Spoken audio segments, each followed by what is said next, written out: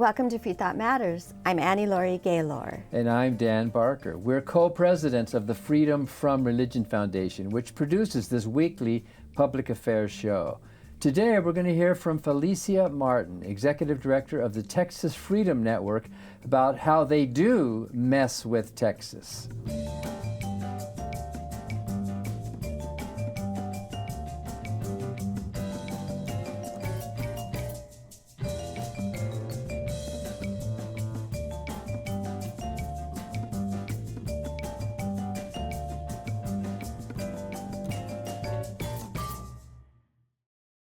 The Freedom from Religion Foundation, which produces Freethought Matters, is the nation's largest association of free thinkers. That's atheists, agnostics, and other non-believers.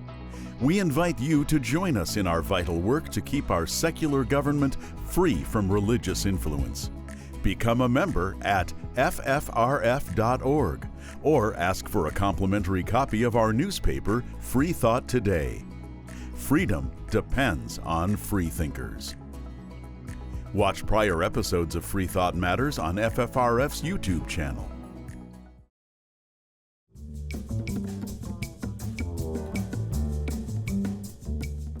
Many Texans like to say, "Don't mess with Texas." But here at the Freedom from Religion Foundation, we do like to mess with Texas, especially as Governor Greg Abbott specifically warned us not to. Our guest today, Felicia Martin, is also messing in a good way with Texas. She's the Executive Director of the Texas Freedom Network. Felicia Martin is a Rice University alumna and has a master's in organization development and more than 2 decades of experience championing equity and access for underrepresented communities. Formerly with the JED Foundation, she led initiatives to improve mental health support for Texas students, particularly focusing on LGBTQIA+ youth and BIPOC students. The Texas Freedom Network has been on our minds since Cecile Richards, known for her work with Planned Parenthood, died earlier this year. The Texas Freedom Network was actually founded by Cecile Richards back in 1995, and since then, Texas Freedom Network has carried on as a nonpartisan grassroots organization of community and religious leaders who support religious freedom, individual liberties, and public education. FFRF's own legislative arm, FFRF Action Fund, devotes a lot of resources to fighting bad bills in Texas, and we're so glad Texas Freedom Network is there on the ground leading the way. So welcome to Freethought Matters, Felicia. Thank you for having me. So, we've met Cecile Richards. She was on this show, actually, and Cecile and some previous Texas Freedom Network executive directors have spoken at FFRF conventions. But Felicia, you joined the Texas Freedom Network in January. Can you tell us something about your background and your interest in civil liberties?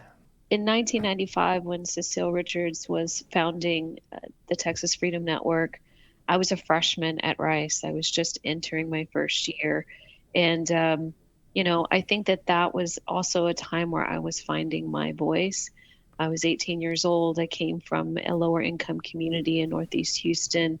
I benefited from public education, free lunch, Pell Grants that allowed me to get to Rice University.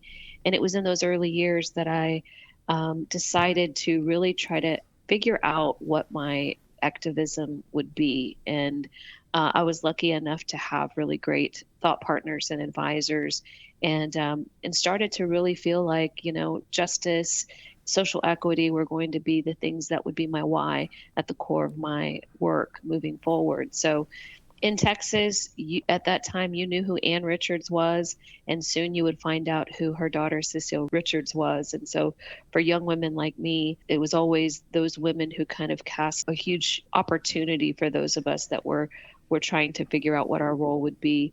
And so as a Latina, as a queer mother of a young brown girl in Texas, all of my identities are currently under attack. And so there was not a better time for me to be the leader of an organization like this. I see that you have Cecile Richards' book there behind you, Make Trouble, right?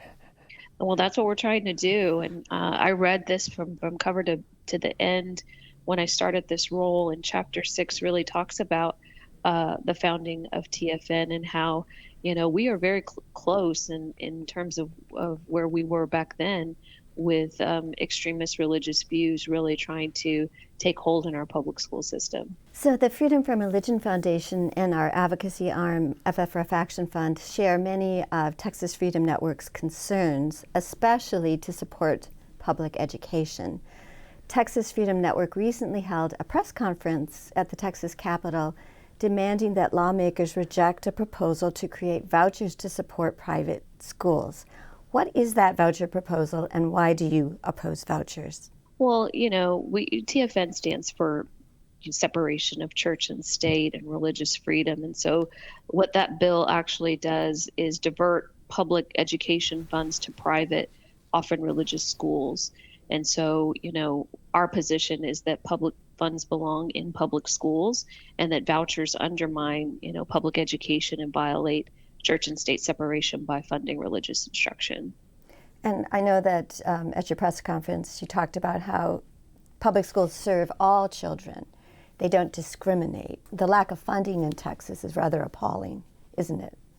Yeah, Texas continues to be last in the allotment or, price per pupil cost point. And so, yes, religious schools do not have to provide transportation.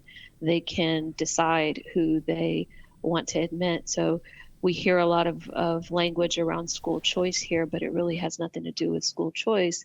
It has everything to do with private schools being able to choose who they admit, choose how they support those students, and they're under no obligation or regulations at the state level. So your tax dollars will be funding discrimination then, right? Absolutely. Funding discrimination, and that's not all. There are multiple bills that are also wanting to implement the 10 Commandments in classrooms and mandatory prayer and Bible reading. So it's not just about, the desire to privatize public education. It's also to implement religious ideology, specifically Christianity, into our public school system. So we want to talk about that, but Felicia, there was massive public turnout, we were so glad to see, to oppose the voucher bill, and we'd like to play a short clip that shows Texans, including many Republicans, testifying against this voucher bill. I am a longtime Republican. I am a Republican. My voting record labels me as a hard Republican. I am a Republican precinct lead. Conservative Republican. Proud conservative Republican. And I am against HB 3. And I am against the bill. This is going against everything that a Texas Republican is. This bill is a skunk that we're trying to pass off as a kitty cat. It is not a conservative bill. Spending billions to create new programs is not conservative. I'm a conservative. This is not the conservative way. Using tax dollars to fund private education is a bad idea. This is my money that I do not want spent on this. Homeschoolers are thriving without government intervention. I'm a longtime homeschool mom and a homeschool advocate, and I have some serious concerns about this bill. The bill has been touted as one that protects parental rights, but that simply is not true. Rural kids in particular, which is my passion, are going to get left behind. House Bill 3 doesn't serve rural communities like Blanco. You're tearing the communities apart, and the children are not even involved. It's about power and money. For those of you who are in the Republican Party like I am, it does violate the party principles, the priorities, the platform, the plank. All of it. 70% of Texans oppose vouchers. This bill must die in the House. Wow, I like that. I especially like that skunk as a kitty cat. that turnout must have been very heartwarming for you and the Texas Freedom Network, right? Oh yeah, anytime you can get bipartisan support or support for a bill is fantastic, especially in Texas where so many things divide us. But I think here we all could agree that, religious freedom is a foundational value in our country and in our state, and the cornerstone of our democracy. And so it was good to see our peers out there speaking to how this impacts all students. And it was good to have those different perspectives from homeschool families, from those who are in rural areas where these types of bills really do leave some of those communities behind. So you already mentioned some of the other bad bills that you're fighting. And at the Freedom from Religion Foundation, we're suing over the Louisiana law that requires the posting of the Ten Commandments in all public classrooms. But Texas actually proposed that bill first, and then the clock ran out. So now this proposal is back. Can you tell us a little bit more about this Texas bill to put Bible edicts in our public schools? And you've also talked about prayer. Well, yeah, I mean, it's not just one bill. This is the thing. They are throwing everything they can into the legislature to see if something will pass. So we have 3 bills in the House and 1 bill in the Senate that would require public schools and legislative chambers to display the 10 Commandments. So, obviously our position is that public schools should respect all students' beliefs. This bill promotes one religion above all others. And excludes students who are of a different faith. So this is something that, we've seen before, but I don't think with as much momentum. And since we've seen it in other states, like I think that they have, our opponents have, I felt, very resolute in bringing as many of these bills to pass. It is not just excluding children of a different faith. There's a lot of children of no faith in the state as well. Absolutely. Absolutely. So we're seeing that this and the mandatory prayer, I mean, this is even more, thinking about prayer and Bible reading. I don't know if you can get much more exclusionary than that. It would force a period of prayer and Bible reading in public schools. And we know that religious practice should be voluntary, not state mandated, that these bills coerce students into religious observance, infringing on religious freedom. Yeah, and it should be up to the parents to instruct their children in religion. Absolutely. And I think that's why you see the Republicans testifying in that way. I think they are very much proponents of being able to dictate, manage what their children are learning in schools, especially as it relates to faith. So Texas, unfortunately, was the first state to pass legislation to allow chaplains into public schools to basically replace bona fide counselors and social workers. And is it true that most school districts are resisting hiring chaplains? Yes, absolutely.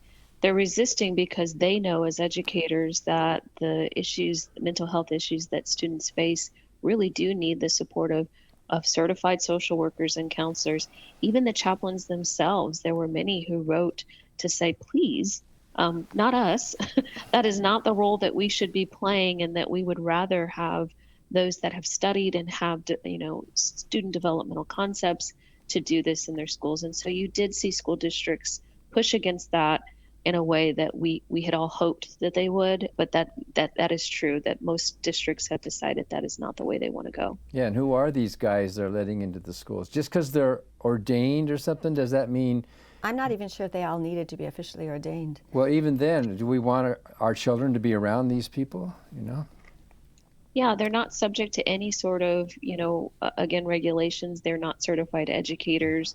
None of them have to have any special training. But I think this goes back to extremist beliefs that, our schools, what would Jesus do? I think is kind of what we see in Texas a lot. And so any way that they can try to insert extremist Christian-centered beliefs is what they're trying to do. And another way they're trying to do that in Texas is with book banning and censorship. How common are book bans, and what is being banned? Anything that the people that are on these school boards believe is a threat to their children's learning. So it could be anything from books by authors of color, LGBTQI authors, or subject matter. I mean, there is nothing that's off limits in terms of what they decide to censor and ban. And so you do see some grassroots efforts by TFN and others really trying to get more involved at the local level with library boards, because this is a strategic effort by extremists to infiltrate our school boards and our libraries to limit what not just students, but what we all have access to in our public system, in our public libraries. I think I read on your website that in 2023 there were more than 1,200 books banned. So this is really a big problem. it's a big problem, and it's something that we stand up for against as it relates to civil liberties, democracy. I think we're seeing that, obviously it's not just happening in Texas, we're seeing it at the federal level as well. But we do have a large contingent of our followers that are really about this book censorship, and we have to keep an eye on our State Board of Education because they try to get some of that stuff into the Board of Education. And so anywhere that they can find an avenue to, push some of these censorship and book bans, they'll try to find it. We're talking with Felicia Martin of the Texas Freedom Network. And when we come back, we want to ask about the adoption of Bible-infused curriculum in Texas public schools. We'll be right back.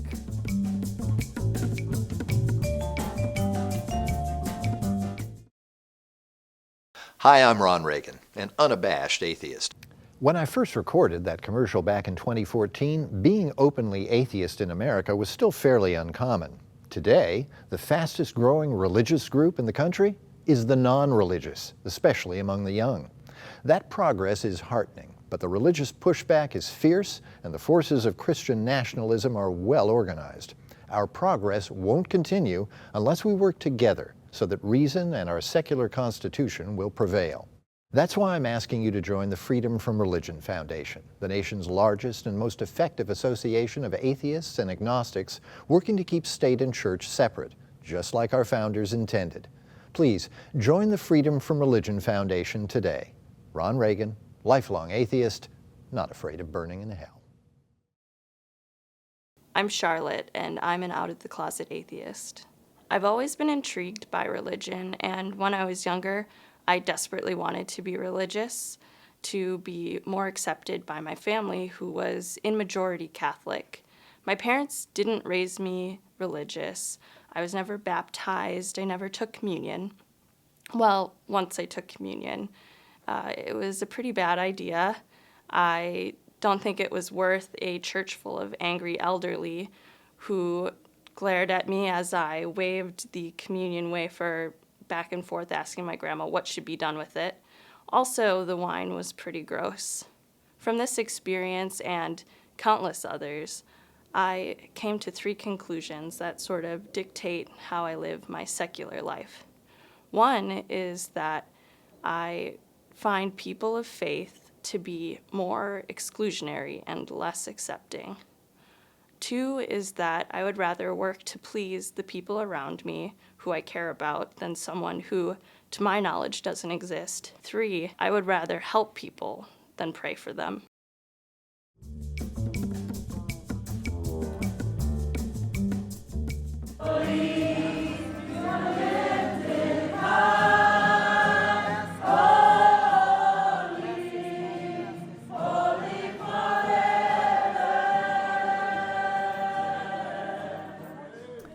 Welcome back to Freethought Matters. That was a prayer rally about infusing public school curriculum in Texas with the Bible. Our guest today is Felicia Martin, who's the executive director of the activist Texas Freedom Network, which since 1995 has been fighting for public secular schools in Texas. And by the way, I love your TFN slogan that our public schools are not Sunday schools. How did you feel when you saw that prayer rally at the Capitol? Well, it's becoming more prevalent to see singing and, modified church services happening within the Capitol building. I would love to say that we are surprised, but we're not. We have legislation that is really supporting their efforts. Felicia, Representative Mickey Dollins, who serves in the Oklahoma State Legislature, recently joined our staff at FFRF, and he claims that Oklahoma is the epicenter of Christian nationalist legislation. Do you agree, or should Texas win that dubious honor? I only have enough bandwidth to know what's happening in Texas, but I would probably say that we would run a close second, if not take the trophy for that one. In November of 2024, we did have our State Board of Education vote 8-7 to have a Bible-infused curriculum, also known as the Bluebonnet reading curriculum, open to our public schools. And it's not inconspicuous. It's very direct in terms of what it does in our schools. Can you talk a little bit more about the Bible curriculum? This Bible-infused reading curriculum was developed for K-5 public school students. And now, actually, through April, school districts across the state are voting on whether or not to adopt this Bible-infused Bluebonnet learning curriculum materials. And so if they choose to use these materials, they also get an incentive of $60 per student. So what we're doing at TFN is trying to, educate the community about what this means, to make sure parents and community members are aware. I think a lot of times these things get passed under the radar and parents are not aware that this is happening. And so we have a toolkit that we can provide to present at school boards or to share with families to just give them an idea of what this really means. And so anything from like the Golden Rule to Bible stories that describe a concept are things that are blatantly being offered as part of this curriculum. Yes, unnecessarily. There's no need to bring in the New Testament when you're talking to a second grader about anything, right? Absolutely not. We worked with Dr. David Brockman, who's a religious studies scholar and Christian theologian, to examine some of these religious themed lessons. And he did a report for us and said this was definitely an overreach and that there was no necessary need to use these as examples for students in our public classrooms who come from all faiths. Well, that Texas, or no faith. Yeah, that Texas school board has been infused with religious extremism for decades. I mean, we've been dealing with them, evolution in the schools and all of that. So they're trying to impose their narrow religious view upon all of the students, aren't they? Absolutely, and it's a money-making business too. If you know Cecile and you've read her book and what she talks about in those early days was that the Christian Coalition came into schools at that time to try to get books sold, and so they were really pushing a product as well as an ideology, and so they haven't gone anywhere. Now they actually have a little bit more permission and momentum to infuse curriculum with religious ideology. And like she said in '95, it's way worse than I thought. It's pretty much worse than we thought too, where we stand today in 2025.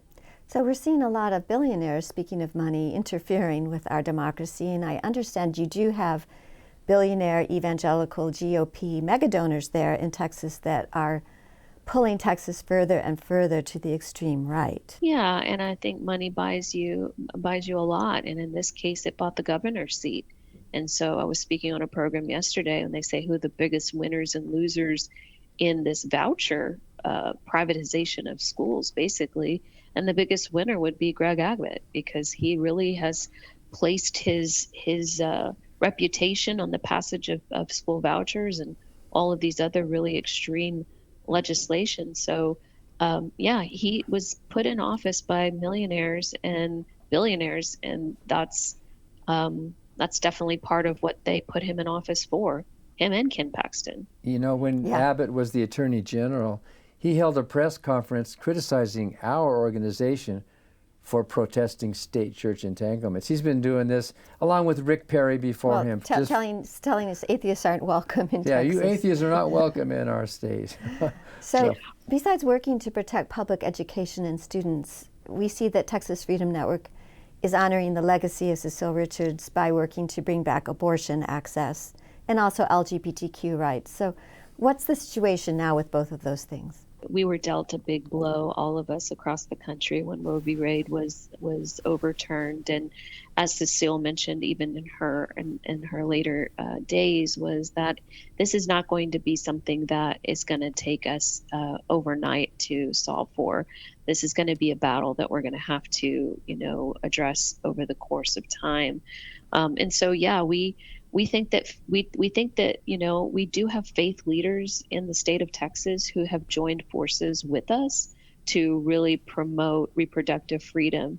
And because we have so many Texans where faith drives their decision making, it's important for us to utilize those faith leaders to separate, faith from what we believe to be reproductive health and reproductive freedom. One of the initiatives that we have in our Just Texas program is to make more reproductive freedom congregations in the state of Texas, where those two things can exist together. They don't have to be mutually exclusive.